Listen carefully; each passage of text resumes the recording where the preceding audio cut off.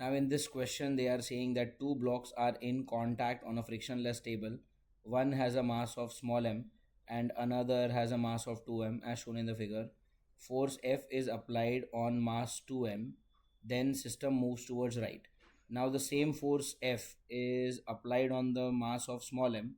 The ratio of the force of contact between the two blocks will be in the two cases respectively. मैं आपको question explain करता हूँ, आप ये समझिए कि आपको दो ब्लॉक दिए हैं। एक ब्लॉक का मास है 2m, एक ब्लॉक का मास है m। आपको बोला है कि एक बार आपने फोर्स लेफ्ट से अप्लाई किया और फिर दोबारा आपने फोर्स अप्लाई किया, बट इस बार आपने राइट से अप्लाई किया। तो इन दोनों अलग अलग केसेस में ये जो कांटेक्ट फोर्स बनेगा दोनों के बीच में, उस कांटेक्ट फोर्स की क्या रेशियो होगा कांटेक्ट फोर्स का, दैट इज़ योर क्वेश्चन। ठीक है, तो आइए देखते हैं इस प्रकार के क्वेश्चन को सॉल्व कैसे करते हैं। तो पहले मैंने क्या किया, ये देखिए, ये आपका ब्लॉक ऑफ मास 2m, ये आपका ब्लॉक ऑफ मास m, और इस बार मैंने जो फोर्स अप्लाई किया है वो लेफ़्ट से फोर्स अप्लाई किया है। ठीक है, एंड सेकेंड टाइम मैं क्या करूँगा, सेकेंड टाइम ये वाला ब्लॉक ऑफ मास 2m, ये वाला ब्लॉक ऑफ मास m, और इस बार जो मैंने फोर्स अप्लाई किया है वो वाला मैंने राइट साइड से किया है। I mean from the right side towards the left side मैंने इस तरफ फोर्स अप्लाई किया है, और यहाँ पर मैंने क्या किया है, लेफ्ट साइड से अप्लाई किया है फोर्स, बट डायरेक्शन है राइट साइड। ठीक है, अब देखो यहाँ पर होगा क्या, ये आपका ब्लॉक ऑफ मास 2m और ये वाला जो ब्लॉक है उसका मास है m। अब आपने फोर्स अप्लाई किया है यहाँ से, so the force that you apply F। अब आपने जो फोर्स अप्लाई किया वो 2m पे किया, बट 2m अकेला तो आगे जा नहीं सकता, तो 2m वाला ब्लॉक क्या करेगा, वो m को भी पुश करेगा। करेक्ट, मान लेता हूँ इस पुश का नाम है R। ठीक है, ये वाला पुश। अब न्यूटन थर्ड लॉ क्या कहता है, अगर आपके 2m वाले ब्लॉक ने m वाले ब्लॉक को राइट में धक्का दिया तो आपका m वाला ब्लॉक भी 2m वाले ब्लॉक को लेफ्ट में धक्का देगा, और वो जो लेफ्ट में धक्का लगा वो लगा इस तरफ, और उसकी वैल्यू भी कितनी है, r ही है। Correct, so this r is called as the force of contact.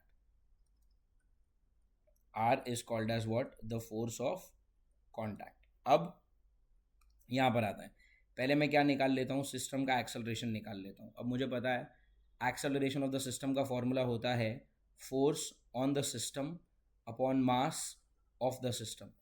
ठीक है, अब force on the system, force मैंने कितना अप्लाई किया है, F, राइट। क्वेश्चन में तो F जितना ही फोर्स दिया है ना, so force on the system is F।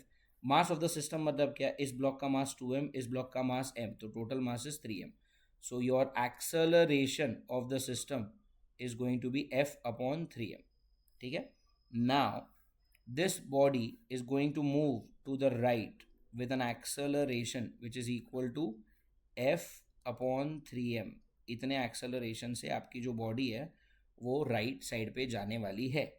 ना look at the mass 2m। ठीक है, अगर आप 2m के मास को देखोगे तो 2m के मास को इस तरफ से एक फोर्स आ रहा है and that force is F, और इस तरफ से एक फोर्स आ रहा है R, ये वाला लेफ्ट के तरफ, राइट। तो both the forces are in opposite direction, so your net force is going to be F minus R।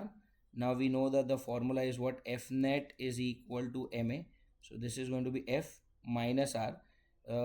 F net is equal to mass into acceleration, mass of the body is 2m, तो यहाँ पर आ जाएगा 2m into a for acceleration जो हमने निकाला हुआ है which is F upon 3m, तो यहाँ पे डाल दिया F upon 3m।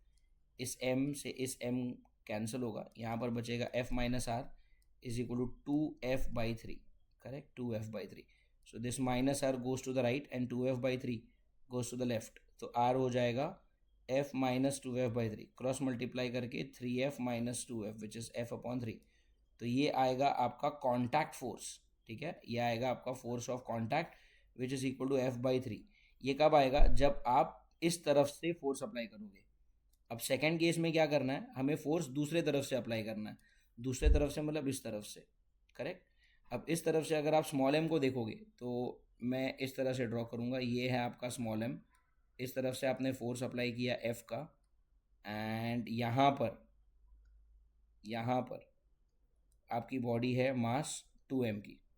Now what's happening, तो आपने फोर्स अप्लाई किया है F का, वो जो फोर्स आपने अप्लाई किया वो आपने एम पे किया, बट एम अकेला तो आगे जा नहीं सकता, तो एम वाला क्या करेगा, 2m वाले को एक फोर्स देगा, let's say that is R dash, and Newton third law से 2m भी m को क्या करेगा, इक्वल एंड अपोजिट फोर्स लगाएगा, that is also equal to R dash. अब अगर आप स्मॉल m वाली बॉडी देखोगे तो इस तरफ से जो फोर्स आ रहा है वो आ रहा है f, और इस तरफ से जो फोर्स आ रहा है that is equal to R dash. And we know that आपकी जो बॉडी है वो एक्सेलरेट करने वाली है f अपॉन 3m से, तो if the acceleration is going to be f upon 3m, now again I am going to use the formula f net is equal to ma, और अब आपका f net क्या आएगा, f minus R dash, right, क्योंकि दोनों opposite direction में तो subtract होगा, is equal to mass into acceleration, mass of this body is equal to m, यहाँ पर आएगा m, एंड एक्सेलरेशन है आपका f अपॉन 3m जो हम पहले ही कैलकुलेट कर चुके हैं, तो यहाँ से भी m और m कैंसिल होगा, and you will have just f upon 3 on the right hand side, ये माइनस आर डैश है, ये उस तरफ जाएगा तो प्लस आर डैश हो जाएगा, और ये f बाई 3 उस तरफ जाएगा तो माइनस हो जाएगा, तो this is going to be f minus F by 3, cross multiply किया तो 3f minus F which is equal to 2f by 3, ये आएगा आपका आर डैश। अब आपसे क्या पूछा है कि दोनों तरफ के जो कॉन्टैक्ट फोर्सेस है उनका रेशियो निकालना है, तो भाई मुझे आर और आर डैश का रेशियो चाहिए, so R upon R dash चाहिए, तो R is equal to F by 3, तो we will write F by 3 ईयर, and R dash is equal to 2f by 3, तो we will write 2 times f by 3, correct, and then यहाँ से f by 3 और ये वाला f बाई 3 कैंसिल होगा, and r upon r dash will be equal to 1 by 2। Now r upon r dash is equal to 1 by 2. 1 by 2 is option number B or option number 2. I hope you understood this question, class. Thank you so much.